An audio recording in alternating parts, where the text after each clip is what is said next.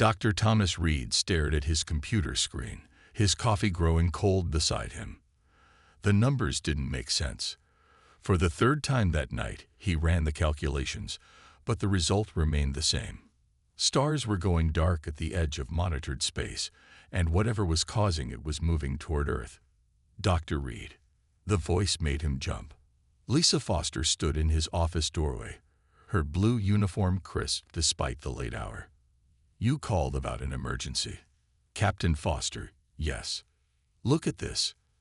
Thomas pointed to his screen. These readings started coming in from our deep space telescopes 3 days ago. Lisa walked over, her boots clicking on the floor of the Global Defense Initiative laboratory. She leaned in, studying the images that showed several stars blinking out one by one. Could it be equipment failure? She asked. Thomas shook his head. I checked with 5 different stations. Something is absorbing the light from these stars. And it's moving fast. He pulled up another screen showing a map of space. Red dots marked where stars had disappeared. The pattern was clear. Whatever it was heading straight for the solar system. Have you tried contacting it? Lisa's hand rested on her sidearm, a habit from years of military service. Every frequency, every method we know. No response. Thomas ran his hand through his graying hair. But here's the strange part. We're picking up energy readings. These things, whatever they are, they're alive. The lab's emergency lights suddenly flashed red. Thomas's computer beeped with an urgent message. His hands flew across the keyboard, pulling up new data. No, he whispered. What is it? Lisa demanded. The Pluto observation post just went dark. Thomas's voice shook. Not just communications. All light in that area just vanished. Lisa grabbed her phone. I'm calling command. How long until these things reach the inner solar system? Thomas did some quick calculations. At their current speed, 2 weeks to reach Mars. Maybe a month to Earth. Can we stop them? I don't know. We don't even understand what they are yet. Thomas pulled up more data, but they're massive. Each one is about the size of Earth's moon. Lisa was already talking into her phone, ordering emergency protocols.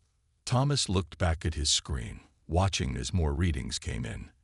The entities weren't just absorbing light. They were consuming all forms of radiation, leaving absolute darkness in their wake. He opened his desk drawer and pulled out a photo of his daughter Emma. She was smiling in her new emergency response team uniform, proud to be serving on the Mars colony. His hands trembled as he set the photo down.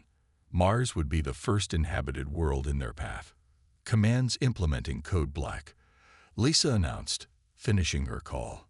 All space forces are being mobilized. Dr. Reed, they want you to head up the research team. We need to find a way to fight these things. Thomas nodded, already gathering his materials. I'll need access to the quantum labs and every piece of data we have on dark matter research. You'll have it. I've been assigned as your military liaison. Whatever you need, just ask. As they hurried down the hallway toward the main lab, emergency sirens began blaring throughout the building. Overhead speakers crackled to life. Attention all personnel. This is not a drill. Implement Emergency Protocol Delta. Repeat, this is not a drill. Thomas looked out a window at the night sky. Somewhere up there, ancient creatures of darkness were approaching, threatening everything humanity had built. But he hadn't spent 30 years studying physics to give up now. If these entities could absorb light, then maybe, just maybe, they could find a way to use that against them. Captain, he said as they reached the lab doors, get me everything we have on solar amplification technology. If these things want darkness, let's see how they handle concentrated light. Lisa nodded, determination clear in her eyes. As other scientists rushed into the lab, Thomas took one last look at his daughter's photo. He had 2 weeks to find a way to save Mars, and a month to save Earth. The race against darkness had begun. 2 weeks had passed too quickly. Commander Robert Hayes stood on the Mars Command Center's observation deck, watching the last rescue ships take off. Red dust swirled across the empty colony below as alarms blared through the facility. The dark entities were close now, their massive shapes blocking out the stars. "Last civilian transport is away, sir," reported his second-in-command. "But we've lost contact with Europa Station completely." Hayes nodded, his weathered face tight with worry. In 30 years of military service, he'd never seen anything like this. The entities had moved faster than expected, swallowing Pluto's research base and Neptune's fuel stations without slowing down. His comm unit buzzed. "Commander Hayes, this is Dr. Reed from Earth." "Go ahead, Doctor. The entities will reach Mars in 6 hours. How many people are still there?" Hayes watched another ship blast off. Just military now. 500 troops holding the defense line. He paused. "Doctor, your daughter Emma. She wouldn't leave with the others. Said she had to check the outer habitats for survivors." There was silence on the other end. Then, "Keep her safe, Commander. Please." "I'll do my best." Hayes ended the call and turned to his tactical screen. The defense satellites around Mars were ready, loaded with every weapon Earth could spare. But he knew it wouldn't be enough. Across the red planet's surface, Emma Reed drove her rover at full speed. 2 more habitats to check. Then she could head back. The darkness was spreading across the sky above her, but she couldn't leave knowing someone might be trapped out here. Her radio crackled. "Emma, this is Commander Hayes. Get back to base now." "That's an order." "2 more stops, sir," she replied, pushing the rover faster. Habitat 12 never reported in. There could be people. Negative. The entities are accelerating. We have less than 4 hours now. Emma saw Habitat 12 ahead, its dome dark against the landscape. "I can make it, sir. Just give me 15 minutes." She parked the rover and rushed into the airlock, her heart pounding. The Habitat's lights were out, but her suit's headlamp showed no damage to the structure. She moved quickly through the rooms, calling out, "Hello? Anyone here? Emergency response team." A sound made her turn. In the Habitat's small lab, a man was trying to pack research samples. "You need to leave, now," Emma said, grabbing his arm. "The evacuation order was 2 days ago." "My research," he protested. 3 years of work. "Will be worth nothing if you're dead. Move." They ran to her rover. As Emma drove back toward the base, the man introduced himself as Danny Wilson, one of the colony's engineers. He'd been so focused on his work, he'd missed the evacuation alerts. At Mars Command, Hayes was organizing the last defense. The entities were visible now, huge shapes that seemed to eat the light around them. The first defensive shots from the satellites passed straight through them with no effect. "All remaining personnel, get to your ships," Hayes ordered over the base comm. "This is not a drill. Repeat, all personnel evacuate immediately." Emma's rover burst through the base's gates. She and Danny ran for the last waiting shuttle as darkness began to fall across the colony. The entities were close enough now that Hayes could see their surface, or rather, the absence of surface. They seemed to be made of living shadow. "Commander," Emma called from the shuttle ramp. "We have to go." Hayes took one last look at the base he'd commanded for 5 years. The entities were descending now, their darkness spreading like ink in water. He turned and ran for the shuttle. As they blasted off, Emma looked down at her tablet. She'd managed to grab some sensor readings of the entities. Maybe they would help her father find a way to fight these things. The shuttle broke through Mars' atmosphere, joining a stream of ships fleeing toward Earth. Behind them, darkness swallowed the red planet completely. Danny Wilson sat next to Emma, still clutching his research samples. "I've been studying light amplification," he said quietly, "using Mars dust storms to power solar cells. Maybe that could help." Emma looked at him with sudden interest. "My father's working on something similar on Earth. Tell me more." As their shuttle raced through space, Mars vanished from view, another fallen star in humanity's sky. But aboard that small ship, Hope was taking root in the form of shared ideas between a scientist's daughter and an engineer who wouldn't leave his work behind. Commander Hayes watched his tactical screen as the entities changed course. There was no doubt now about their next target. They were heading straight for Earth. The fall of Luna Base happened faster than anyone expected. Thomas Reed watched from Earth as the moon disappeared behind a wall of living darkness.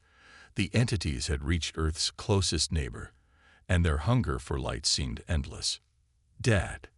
Emma's voice came through his computer. She was on one of the rescue ships trying to save people from the moon. "We've got 300 people in our ships, but there are still more down there." Thomas gripped his desk hard. "Emma, you can't stay any longer." "The entities, I know, but we're not leaving people behind." The sound of alarms filled the background. "Danny thinks he can boost our engines using his light amplification theory. We need 10 more minutes." In the chaos of the moon evacuation, Danny Wilson worked frantically in the engine room of the rescue ship. His hands moved quickly over the controls, redirecting power from his experimental light drives. The ship's captain, Lisa Foster, stood behind him. "Whatever you're going to do, Wilson, do it fast," Lisa ordered. "Those things are closing in." "Almost there," Danny muttered. He connected the last wire, and the ship's engines roared louder. "Got it, Captain. We can make 3 more rescue runs at double speed now." On the moon's surface, Commander Hayes led the last group of survivors to the waiting ships. The darkness was creeping across the lunar landscape, swallowing everything in its path. Emergency lights flickered and died as the entities drained their power. "Move, move, move," Hayes shouted, helping people up the ramps. He looked up at Earth, still bright and blue in the black sky. They couldn't lose another world. They just couldn't. Back on Earth, Thomas Reed made a discovery.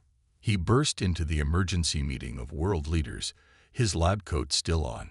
"The entities aren't just eating light," he announced, putting his data on the main screen. "They're storing it. Look at these readings from Mars and the Moon. The energy doesn't disappear. It's contained inside them."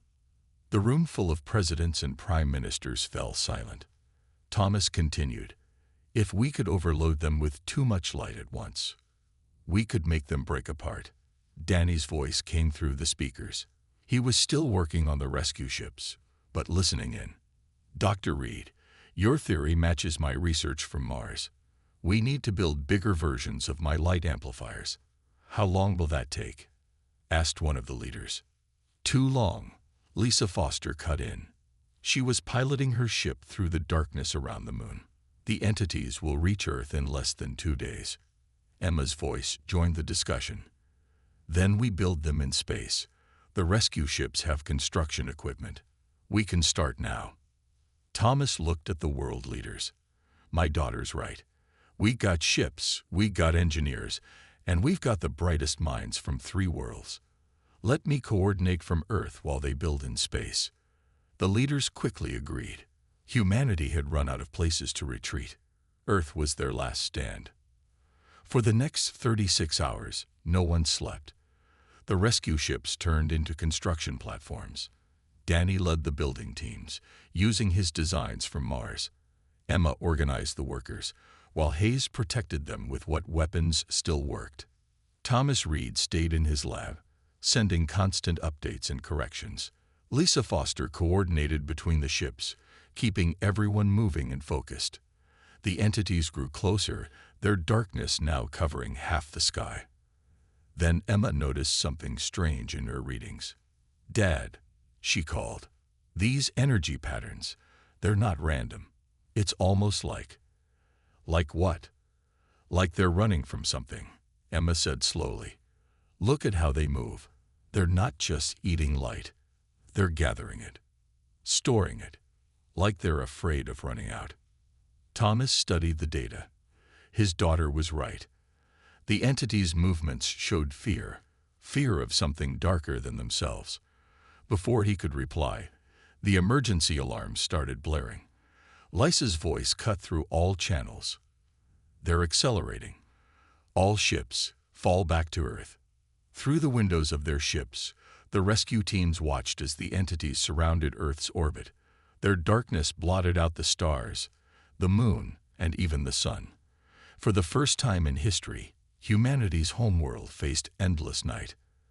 But in the growing darkness, hundreds of newly built light amplifiers waited in space, and aboard the rescue ships, Danny Wilson made one last adjustment to his designs. "Ready or not," he said grimly, "it's time to find out if this works." The fate of Earth would be decided in the next few hours, and humanity's only weapons against the dark were the very thing the entities craved most: light itself. Earth hung in darkness. The sun was just a faint glow behind the wall of entities that surrounded the planet. In the Global Defense Initiative control room, Thomas Reed watched the temperature readings drop as the world faced its first hour without full sunlight. "All stations, report," Captain Lisa Foster called from her command ship in orbit. "Light amplifier stations 1 through 50 online," Danny Wilson responded. He had worked without rest to build these weapons, converting rescue ships into battle stations. "Power at maximum. Ground defense ready," Commander Hayes reported from the military base below. "All cities are in emergency mode. We've got about 6 hours of backup power left." Emma Reed's voice came next. "Research team standing by." "Dad, are you seeing these new readings?" Thomas studied his screen.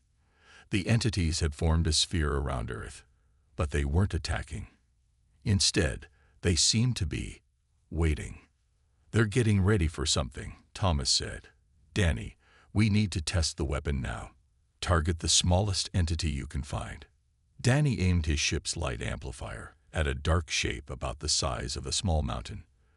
The weapon looked like a massive silver flower, its petals made of solar panels and mirrors. Testing in 3, 2, 1. A beam of pure white light shot out from the amplifier. It struck the entity, and for a moment, nothing happened. Then the darkness began to ripple. "It's working," Danny shouted. "The entity can't absorb the light fast enough." They watched as the small entity started to break apart. Light burst from within it like cracks in black glass. Finally, it shattered, sending bright sparks into space. "All ships, prepare to fire," Lisa ordered. "Target the largest entities first. We have to break their line before they can." She never finished. The entities suddenly moved, pressing closer to Earth. The darkness grew deeper. "They're trying to crush us," Hayes yelled. "All ground batteries, open fire." Beams of light shot up from Earth's surface, joining the attacks from orbit. The entities absorbed most of the shots, but some found their marks. More dark shapes cracked and broke in the sky. But there were so many. For every entity they destroyed, 10 more seemed to take its place. The darkness pressed closer, and the temperature kept dropping. In his lab, Thomas noticed something odd about the broken entity pieces. "Emma, are you seeing this? The fragments, they're changing." Emma zoomed in with her ship's cameras. The broken pieces of the entities weren't just floating in space, they were forming patterns.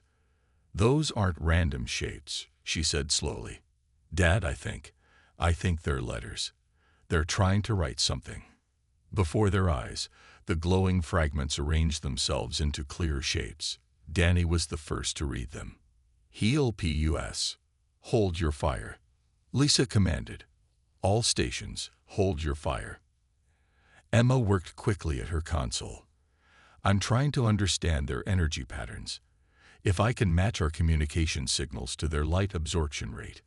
Static filled the radio channels, then changed to a clear voice, if you could call it a voice. It sounded like whispers made of starlight. "Runners, hide from void. Need light. Please help." Thomas grabbed his microphone. "We can help you, but you're killing our world. We need the sun's light to live. No choice. Void comes, eats all light. Forever. We store light. Try to save, but not enough." In orbit, Danny looked at his light amplifier readings. "Dr. Reed, if these beings store light, maybe we can feed them." Give them what they need without them having to take it all. Dad, Emma added, remember what I said about them running from something. They're refugees. They're not trying to kill us. They're desperate. Thomas thought quickly. Danny, can you modify the amplifiers to create a steady stream instead of a weapon burst? Already on it, Danny replied. His hands flew over the controls, making adjustments. Captain Foster, I'll need all ships to link their power systems. Lisa nodded. Do it. Commander Hayes, stand by to divert power from ground batteries. The entity's whispers continued. Void follows. Almost here. Please. Hold on, Thomas told them. We're going to try something. Everyone, stand ready. Danny, on my mark. In the sky above Earth, humanity's weapons changed from instruments of destruction to tools of salvation. Now they just had to hope there would be enough light to save both species from what was coming. Because in the far distance, past the entity's dark shapes, the stars were going out one by one. The void was approaching. Danny Wilson's modified light amplifiers hummed as they fed steady streams of energy to the entities around Earth. The beings had spread out slightly, letting some sunlight reach the planet again. Their dark forms now pulsed with stored light, like clouds with lightning inside them. Power levels holding steady, Danny reported from his control station. The entities are accepting the energy feed. Emma Reed studied the new data flowing across her screen. They're not just taking the light, she said. They're organizing it, like they're building something. In the Global Defense Command Center, Thomas Reed and Captain Lisa Foster watched the massive energy readings. The entities had arranged themselves in a sphere around Earth, but now their pattern was changing. They're forming layers, Lisa noticed, like shields. More whispers came through their communication channel. Void comes. Must protect. Prepare. Commander Hayes's voice cut in from the ground station. Dr. Reed, we're picking up something at the edge of the solar system. Something big. Thomas checked the deep space readings. His face went pale. The stars. There's a wave of nothing moving toward us. Not darkness. Nothing. No light. No radiation. No matter. Just empty. The void, Emma whispered. The entity's whispers grew urgent. No time. Must join. Become wall. What do you mean? Thomas asked them. Light weapons. Join with us. Become shield. Or all die. Danny looked at his light amplifiers, then at the approaching nothingness that was eating the stars. They want us to connect our weapons to them, to become part of their defense line. Can we do it? Lisa asked. Yes, Danny said, already working on his controls. But we'll have to take the amplifiers out of their fixed positions. Pilot them manually. That means going out there with them, Emma added. Right in the entity's field. Thomas stood up. How many pilots do we need? At least 5 to control the main power flows, Danny replied.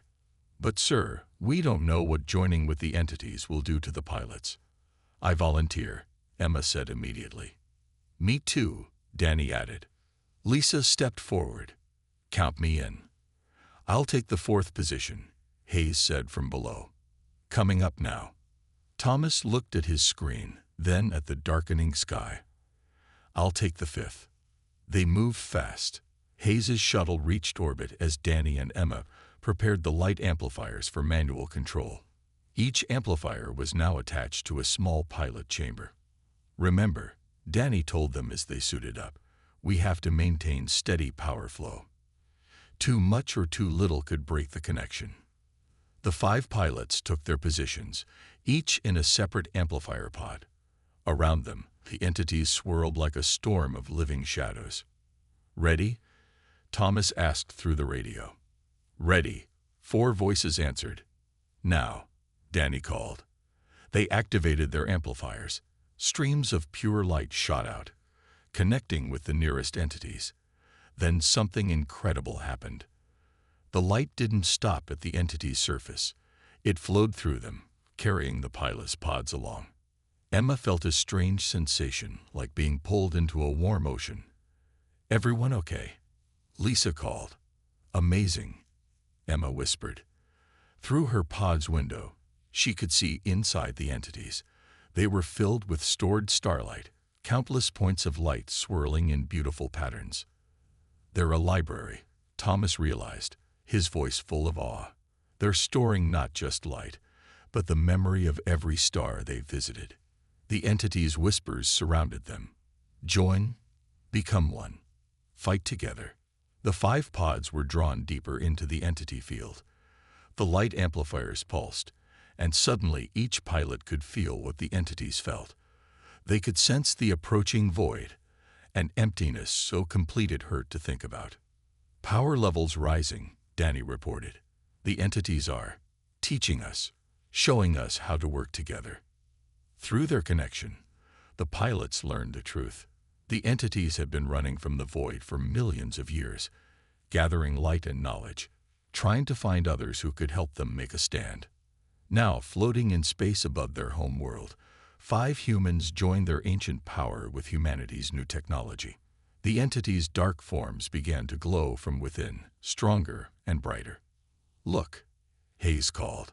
Where the entities had been separate shapes, they were now flowing together, forming a huge wall of swirling darkness and light. The 5 pods glowed at key points along the wall, pumping energy through the entire structure. They had become a shield of light and shadow, ready to face the void. But would it be enough? The answer was coming. At the edge of their combined senses, the nothingness approached. The final battle for everything, light, life, and memory, was about to begin. The void hit their combined shield like a silent tsunami. Emma Reed felt it through her connection with the entities, a horrible emptiness trying to erase everything it touched. But the shield held. "Status report," Lisa Foster called from her pod. "Power holding at 80%, Danny Wilson answered. His pod glowed brightest of all, channeling massive amounts of energy through the shield. "The entities are. They're showing me how to strengthen the light flows." Through their merged consciousness, Thomas Reed could see what the entities saw. The void wasn't just nothing. It was hungry nothing, eating reality itself. "Commander Hayes," he called, "we need more power from the ground stations." "Working on it," Hayes replied from his pod. "Diverting all of Earth's power grids now." The shield of combined entities rippled with energy. Where human light amplifiers and alien light storage met, new patterns formed. Emma watched in amazement as the entities used their stored starlight to create complex defenses. "Dad," she called, "are you seeing these patterns? They're like the ones from their broken pieces, but bigger." "They're not just patterns," Thomas realized. "They're weapons. Danny, can you match your amplifier frequency to those shapes?" "Already trying," Danny said. His hands moved across his controls, adjusting the light streams. "Got it. Everyone, follow my lead." The 5 pods pulsed in sync. Their light amplifiers created the same patterns the entities were showing them. Suddenly, their shield wasn't just defending, it was pushing back. Beams of concentrated starlight shot from the shield, striking the void. Where they hit, the nothingness wavered. The entities' whispers filled their minds. "Yes, together, fight." But the void was strong. It pressed harder against their defenses, and the shield began to crack in places. "We're losing power in Section 3, Lisa warned. "My pod can't take much more of this," Hayes added. His voice was strained. Emma looked at her readings. The entities were using up their stored light too fast. Soon, they would have nothing left. Then she noticed something about the void's attacks. "It's not random," she said. "The void, it's moving like water, flowing toward the weakest points." "Like water," Danny repeated. Then his voice got excited. "That's it. Dr. Reed, remember how waves work? When they hit a wall, they bounce back." Thomas finished. "If we time our light bursts just right, we can use the void's own movement against it," Lisa said. "Emma, can you calculate the timing?" Emma was already working on it. Through their connection with the entities, she could feel the rhythm of the void's attacks. "Ready when you are." "All pods, full power," Hayes ordered. "Hit them with everything we've got." They struck together. 5 pods, thousands of entities, all releasing their energy at the exact same moment the void rushed forward. Light met nothing in a silent explosion that lit up the solar system. The void recoiled. Where their combined blast had hit, empty space began to fill with normal matter again. Stars reappeared. Again. Thomas called. They fired a second time, then a third. Each blast drove the void back further. The entities shared their remaining light freely now, understanding this was their last chance. Through her pod's window, Emma saw something incredible. Their light wasn't just pushing the void back, it was changing it. Where light and nothingness met, new stars were forming. "The void," she gasped. "It's not destroying everything. It's resetting space back to the beginning. And we're restarting it." Danny's voice was full of wonder. "We're not just fighting it. We're rebuilding what it erased." With this knowledge, they changed their strategy. Instead of fighting the void directly, they began seeding it with patterns of light.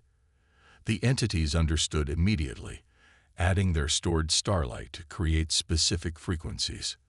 Where moments ago there had been empty nothing, baby stars began to shine. The void's darkness became a nursery for new light. "It's retreating," Lisa called. They watched as the void pulled back, overwhelmed by the chain reaction of creation they had started. Stars continued to form in its wake, filling the darkness with light. The entity's whispers held joy. "Victory. Life returns. Thank you." But their battle wasn't over yet. The void was wounded, but not defeated. And their shield, stretched between Earth and the retreating nothingness, was starting to fail. They had one chance left to end this, one final strike to ensure the void could never threaten anyone again. 5 pods glowed in the darkness, preparing for their last attack. The fate of not just Earth, but all of reality hung in the balance. The 5 pods hung in space, their power almost gone. The entities surrounded them, sharing their last reserves of stored starlight. Before them, the wounded void waited like a storm about to break. "One shot left," Danny Wilson said, his voice tired but determined. "We have to make it count." Thomas Reed looked at his readings. "The entities are showing me something, a pattern I'd never seen before." "I see it too," Emma added. "It's beautiful." Through their shared connection, they all saw it. A design of pure light that looked like a blooming flower. Each petal was a different wavelength, each curve a perfect equation. "It's everything they've learned," Lisa Foster realized. All their stored knowledge, all their gathered light, shaped into one form. "And they want us to add our light to it," Commander Hayes said, "to complete the pattern." The entity's whispers grew stronger. Together, one last time. "Make all light shine."